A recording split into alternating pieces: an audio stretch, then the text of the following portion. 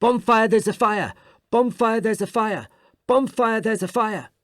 The chant echoed from the bottom of High Street, and the two unhappy constables, Davis and Morris, standing outside the King's Arms, sighed. "Listen, Morris, they's calling you." "That's enough of your cheek, or I shall start to call you mutterer. Be warned." This was a calculated insult by the older man, knowing, as he did, that Davis was especially apprehensive. Last year, a group of beer-emboldened youths had grabbed him and put him inside a barrel, rolled it across Wine Street, and then set fire to it. On the 5th of November, such a thing was regarded as acceptable. No matter what the civic authorities said or did, nothing seemed to reduce the mayhem. As a result, Davis had acquired the habit of muttering to himself when on the beat, for fear, perhaps, that silence was the prelude to another attack by bored and fickle youths. And naturally, those youths soon learned of his habit and shouted it after him whenever they saw him. "No, I'm telling you, man, they's calling you. Listen! Bonfire, they're shouting. You're needed, like." Whilst Morris was convinced that Davis was always making fun of him, for he was a man easily affronted, in fact he was not. Bonfire, as everyone knew, and whether he liked it or not was immaterial, was his nickname, unfortunately acquired.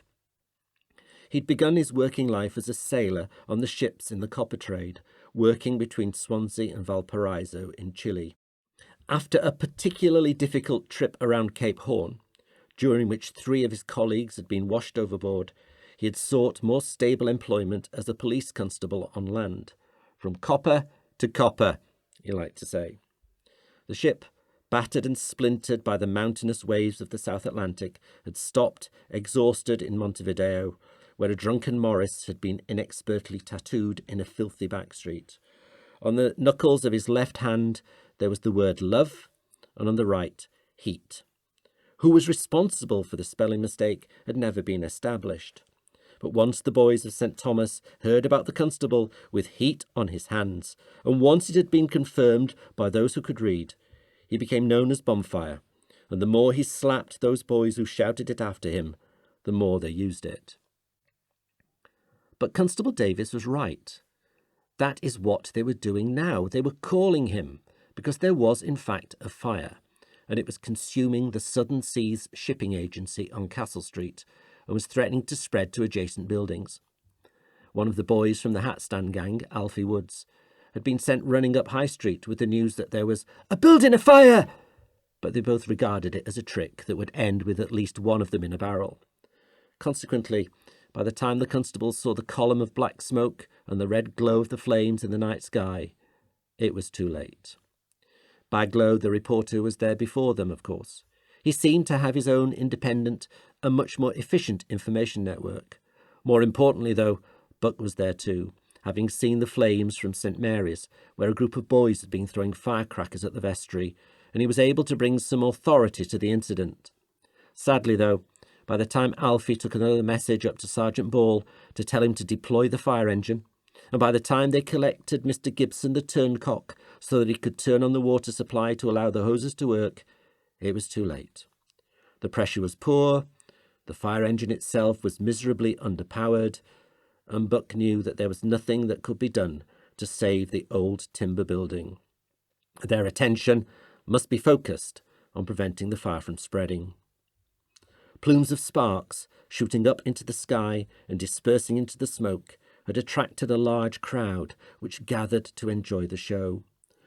Older people shook their heads in wonder at the blaze. The boys threw stones at the rats that fled the building, and whenever something went wrong, when a constable dropped a hose or directed the feeble water in the wrong place, Baglow wrote in his notebook. The evacuated neighbours stood and watched their ineffectual attempts, though they took what comfort they could from the knowledge that fortuitously the shipping agency was not joined to the buildings on either side, and hoped fervently that the gap, however small it was, would help to contain the fire. It was one of the fiercest fires that any of them could remember. Nothing would be able to diminish the ferocity of that blaze. Mr. Wallage, the ironmonger with the shop to the left, wasn't sure if anyone was inside the shipping agency. No one had seen Dermot Murphy, the shipping clerk, who sometimes worked late. On the right was the shop of John Dennis, who sold biscuits. He thought he remembered seeing the dim light of a candle, and he thought he might have heard something unusual, but it was hard to tell amongst all the bonfire night noise. He had no inclination to go outside to see what it was. Anyway, he was far more concerned with the fact that the contents of his shop were not insured, and would the constables please be careful with their hoses, because he would never be able to sell wet biscuits. But if Murphy was inside, there was little they could do. The heat of the blaze was intense, and the beams were starting to crack. Evan Davis bravely got closest to the blaze with a wet rag around his head, but it could only ever be a token gesture. He came back, his eyebrows singed, claiming to have seen a shape at the heart of the blaze, standing with arms outstretched. He was adamant, though no one was inclined to believe him. Then the lintel over the front door fell in to the cheers of the crowd and allowed them to see it too. As the entrance collapsed, there behind, for all to see, was a figure with its arms outstretched, seemingly embracing the flames which were dancing upon it. The figure seemed to move in the heat, the arms lifting and then lowering again, the head rising. "Oh, my good God!" shouted Morris. "It's an angel!" A gasp went through the crowd, and Constable Morris unwittingly defined for them what they had seen. The raucous youths paused in their revelry to watch the figure bow its head as if in respect. Even Buck was momentarily shocked by what seemed to be there. "Look at the angel!" shouted Alfie. And then the upper floor collapsed, and the angel disappeared.